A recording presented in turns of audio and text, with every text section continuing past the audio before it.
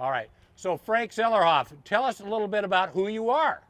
Well, good morning, folks. I'm Frank Zellerhoff, Sr., ex-chief substation operator, train master from Milwaukee Railroad in the Coast Division. And so here it comes. I don't know what else you got. Good. So that's great. Now, Frank, when did you work for the Milwaukee Road? I started in 1969 at Kittitas.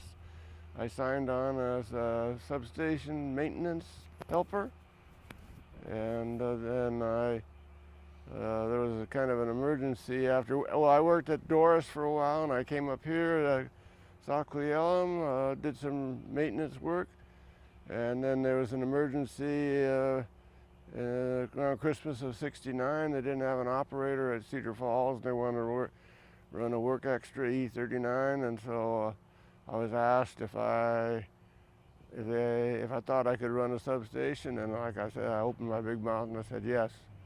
So I went to Cedar Falls, and after a tour, the operator at Cedar Falls, or relief operator at Cedar Falls, Frank Buxton, went to Hyack because it was a Hyack's operator that was missing, and we ran a eastbound train.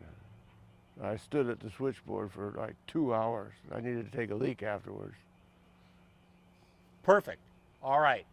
So now we're going to go to the next question. And Josh, I actually want to be able to turn and look at the subject, so you're going to be shooting the back sides of us. Okay. Is that all right? Does that make sense?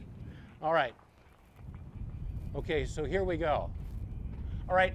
So Frank, can you explain to me what this contraption is up here and how it worked and what it did? Well, this is the feeder rack for the DC circuits.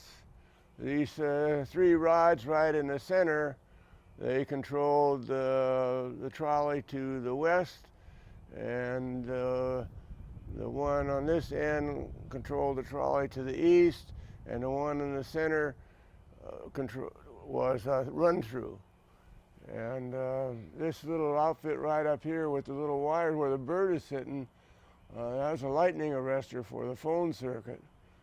And this other arrangement here is where the 4400 for the signal circuits came out. Signal wires came out through those portholes there. And, okay, so then Frank, if you had an eastbound or westbound train, would you open the circuit between the two to be able to draw power from Hyack? No, we almost always left the run-through circuit on because you couldn't energize it or de-energize it under load.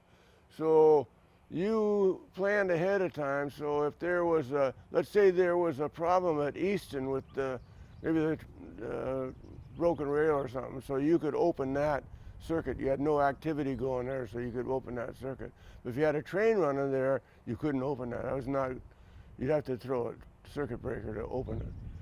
But so almost always, in my experience, almost everything, always we had the center one closed and for run-through, straight run-through circuits.